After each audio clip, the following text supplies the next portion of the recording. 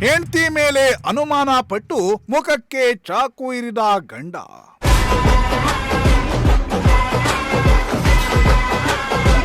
ಗಾಯಗೊಂಡ ಹೆಂಡತಿ ಚೀರಾಡ್ತಿದ್ದಂತೆ ಅಲ್ಲಿಂದ ಪಾಪಿ ಎಸ್ಕೇಪ್.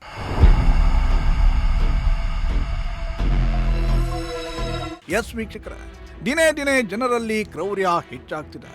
ಗಂಡ ಹೆಂಡತಿಯನ್ನ ಕೊಲೆ ಮಾಡೋದು, ಹೆಂಡತಿ ಗಂಡನನ್ನ ಕೊಲೆ ಮಾಡೋದು, ಪ್ರಿಯಕರ ಪ್ರಿಯತಮಿಗೆ ಚಾಕು ಇರಿಯೋದು, ಪ್ರಿಯತಮಿ ಸುಪಾರಿ ಕೊಟ್ಟು ಪ್ರಿಯಕರನನ್ನ ಕೊಲೆ ಮಾಡಿಸೋದು, ಇಲ್ಲವೇ ಹೆತ್ತವರನ್ನ ಮಕ್ಕಳೇ ಕೊಲ್ಲೋದು ಅಥವಾ ಹೆತ್ತವರೇ ಮಕ್ಕಳನ್ನ ಕೊಲ್ಲೋದು, ಇಂತಹ ಪ್ರಕರಣಗಳೇ ಇತ್ತೀಚೆಗೆ ಹೆಚ್ಚಾಗಿ ಬೆಳಕಿಗೆ ಬರ್ತಿವೆ.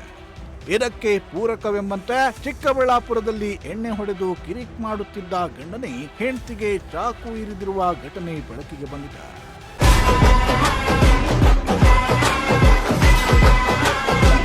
ಹೌದು, ತನ್ನ ಹೆಂಡತಿಯ ಬಳಿ ಯಾರು ಮಾತನಾಡಬಾರದು, ತಾನು ಏನು ಮಾಡಿದ್ರೋ ಯಾರು ಕೇಳಲೇಬಾರದು, ತಾನು ಮಾಡಿದ್ದೇ ಕೆಲಸ, ನಡೆದದ್ದೇ ದಾರಿ, ಕುಡಿಯಲು ಬೇಕೆಂದಾಗ ಹಣ ಕೊಡಬೇಕು, ಇಲ್ಲ ಅಂದ್ರೆ ಸಾಯಿಸಿ ಬಿಡ್ತೇನೆ, ಪೊಲೀಸರಿಗೆ ಹೇಳಿದ್ರೆ ಭಯ ಬೀಳೋಲ್ಲ ಅಂತ ಹೆಂಡತಿಗೆ ಕಾಟ ಕೊಡ್ತಿದ್ದವನೇ ಈ ಅಶ್ವಥ್ ನಾರಾಯಣ.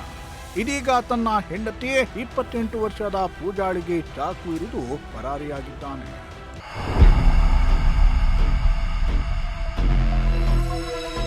ಇನ್ನು ಪೂಜಾ ಹಾಗೂ ಅಶ್ವಥ್ ನಾರಾಯಣ ದಂಪತಿ ಚಿಕ್ಕಬಳ್ಳಾಪುರ ನಗರದ ವಾಪಸಂದ್ರ ಕಲ್ಲಪ್ಪ ಲೇಔಟ್ನಲ್ಲಿ ವಾಸಿಯಾಗಿದ್ರು. ಇವರಿಗೆ 2 ಮಕ್ಕಳಿದ್ದಾರೆ. ಡ್ರೈವರ್ ಕೆಲಸ ಮಾಡುವ ಗಂಡ ನಿತ್ಯ ಕುಡಿದು ಬಂದು ಪೂಜಾಳ ಮೇಲೆ ಹಲ್ಲೆ ಮಾಡ್ತಾ ಇದ್ದಂತೆ. ಇದೇ ಕಾರಣಕ್ಕೆ ಪೂಜಾ ಪೊಲೀಸ್ ಠಾಣೆಗೆ ದೂರನ್ನ ಕೂಡ ಸಲ್ಲಿಸಿದ್ಲಂತೆ. ಪೊಲೀಸರು ಅಶ್ವಥ್ನನ್ನ ಕರೆಸಿ ಸಂಧಾನ ಮಾಡಿ ಕಳುಹಿಸಿದ್ರಂತೆ. ಇತ್ತ ಮನೆಗೆ ಹೋದ ಅಶ್ವಥ್ ನಾರಾಯಣ್ ಪೊಲೀಸರು ಇಷ್ಟೇ ಮಾಡೋದು ಅಂತ ಮತ್ತೆ ಹಳೆ ಚಾಳಿ ಶುರುವಿಟ್ಟುಕೊಂಡಿದ್ದಂತೆ.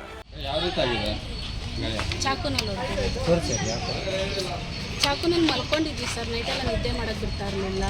ಮಲ್ಕೊಂಡಿದ್ದಾಗ ನೈಟಲ್ಲಿ ನಿದ್ದೆ ಮಾಡ್ತಲ್ಲ ಟೇಷನ್ ಹತ್ರ ಹೋಗ್ತೀನಿ ಅಂದಿದ್ದಕ್ಕೆ ಪಕ್ಕದಲ್ಲೇ ಇತ್ತು ಚಾಕು, ಕಿಟಕಿ ಮೇಲೆ ಇತ್ತು. ನನಗೆ ಗೊತ್ತಿಲ್ಲ ಅವ್ರು ಚಾಕು ತೊಗೊತಾ ಇದ್ದಾರೆ ಅಂತ. ತೊಗೊಂಡು ಬಾಯಿ ಅದುಮ್ಕೊಂಡು ಬಾಯಿ ಮುಚ್ಕೊಂಡ್ಬಿಟ್ಟಿದ್ರು. ಫುಲ್ಲು ಬಾಯಿ ಮುಚ್ಕೊಂಡು ಉಸಿರಾಡೋಕ್ಕಾಗ್ತದೆ ನನಗೆ. ಬಾಯಿ ಮುಚ್ಕೊಂಡು ಚಾಕು ತೊಗೊಂಡು ಯಾವಾಗ ಹೊಡಿಯೋಕೋದು, ಬೇರೆ ಡ್ರಿಂಕ್ಸ್ ಬೇರೆ ಮಾಡಿದ್ನಲ್ಲ, ತೆಗೆದು ತಳ್ಬಿಟ್ಟು ಏನು ಮಾಡಿದ್ರು, ಜೋರಾಗಿ ಬಡ್ಕೊಂಡ್ಬಿಟ್ಟೆ. ನನ್ನ ದೊಡ್ಡ ಮಗನ ಕರೆದೆ ಬಡ್ಕೊಂಡು. ಆವಾಗ ಇಲ್ಲಿ ಬರಬೇಕಾಗಿರೋದು ಚಾಕು ಇಲ್ಲಿ ಬಿದ್ದಿರೋದು. ಇವಾಗ ಹಂಗೆಲ್ಲ ಮಾಡಿದಾಗ 2 ಮಕ್ಕಳಿದ್ದಾವೆ, ಏನಾದ್ರು ಹೆಚ್ಚು ಕಡಿಮೆ ಆದರೆ ಮಕ್ಕಳಿಗೆ ತಾಯಿ. ಇನ್ನು ಮನೆಗೆ ಬಂದ ಗಂಡ ಹೆಂಡತಿ ಮಧ್ಯೆ ಮತ್ತೆ ಜಗಳ ತಾರಕಕ್ಕೆ ಹೋಗಿದೆ. ಚಾಕುವಿನಿಂದ ಇರಿದು ಸಾಯಿಸಲು ಹೋಗಿದ್ದಾನೆ. ಆತನಿಂದ ಬಿಡಿಸಿಕೊಂಡ ಹೆಂಡತಿ ಜೋರಾಗಿ ಕೂಗಾಡಿದ್ದಾಳೆ. ತಕ್ಷಣಕ್ಕೆ ಅಶ್ವಥ್ ನಾರಾಯಣ್ ಅಲ್ಲಿಂದ ಪರಾರಿಯಾಗಿದ್ದಾನೆ. ಇತ್ತ ಗಾಯಗೊಂಡ ಪೂಜಾ ಆಸ್ಪತ್ರೆಗೆ ಹೋಗಿ ಚಿಕಿತ್ಸೆಯನ್ನ ಪಡೆದುಕೊಂಡಿದ್ದಾಳೆ. ಈ ಘಟನೆ ಸಂಬಂಧ ಗಂಡನ ವಿರುದ್ಧ ಮಹಿಳಾ ಪೊಲೀಸ್ ಠಾಣೆಯಲ್ಲಿ ದೂರನ್ನ ದಾಖಲಿಸಿದ್ದಾಳೆ. ಇತ್ತ ಚಾಕು ಇರಿದು ಪರಾರಿಯಾಗಿರುವ ಅಶ್ವಥ್ ನಾರಾಯಣ್ಗಾಗಿ ಪೊಲೀಸರು ಬಲೆ ಬೀಸಿದ್ದಾರೆ. ಮೋಹನ್ ಕುಮಾರ್, ಪ್ರಜಾಶಕ್ತಿ ಟಿವಿ, ಚಿಕ್ಕಬಳ್ಳಾಪುರ.